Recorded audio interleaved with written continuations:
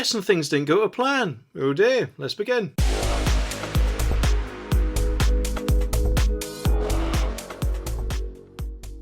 Now, of course, I'm guessing that when e-scooters were first brought out, they were probably marketed as more environmentally friendly, and in some cases can even get you to places quicker than waiting for the bus. But I guess what they really hadn't taken into account was, the chavs, who often seem to love nothing more than knocking into old people like bowling pins. On their way to McDonald's, that is. Well, unfortunately for them, if this story from Metro is anything to go by, it looks like it could soon all be coming to an end. I mean, you can just imagine how they would react to that, can't you?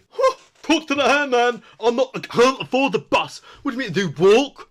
Well, did you know that I heard that if you click that subscribe button down there, your nan will be better at bingo?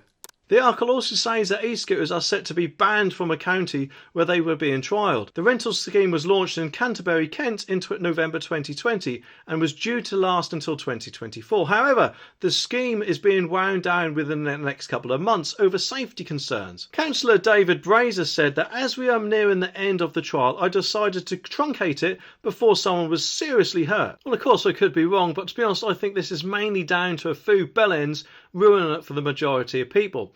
Because if you ride them okay, then they should be absolutely fine, shouldn't they? And I know this because I've ridden one, because we got them round here. But don't worry, I don't ride them like a bellend. I, of course, follow the rules and know where these magical things called brakes are. But of course, some people don't. Do they just weave round people doing all sorts of stupid speeds? So it's no wonder why some people have got bumped into. And actually, in some busy areas, they can slow down if you've hired one. Of course, if there's a lot of private scooters about now which won't have that safety measure. And they are apparently, from what I heard, are actually going to soon be allowed on the road if they're not already. Which in theory could mean that when all the trials have ended, and let's say for instance every council decides, no, we don't want them, we'll scrap them all, that could actually increase the privately owned scooters and which won't have that safety measure in. Sarah Carter, who is 80, was seriously injured after an e-scooter collided with her on a pavement in Station Road West.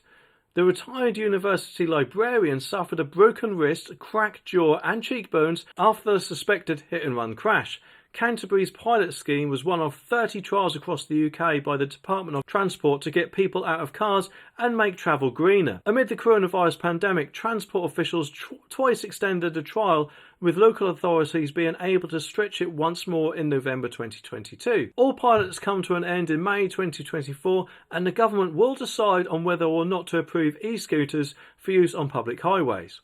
In 2021, there were 1,359 casualties in collisions involving e-scooters compared with 484 in 2020, according to the Department of Transport. And to be honest, as far as I'm aware, no one has been killed in an e-scooter accident yet. But I guess that could always happen, especially with a lot of bellends out there. So if anything, I think it would probably be a good idea if they could fit some sort of sensor or radar on them so they can automatically brake if they detect someone in front of them, which surely would cut down on a lot of accidents, wouldn't it? But then again, the government may decide that the incentive in this video might make everyone want to take the bus after all. Anyway, subscribe for more and I'll see you in the next one.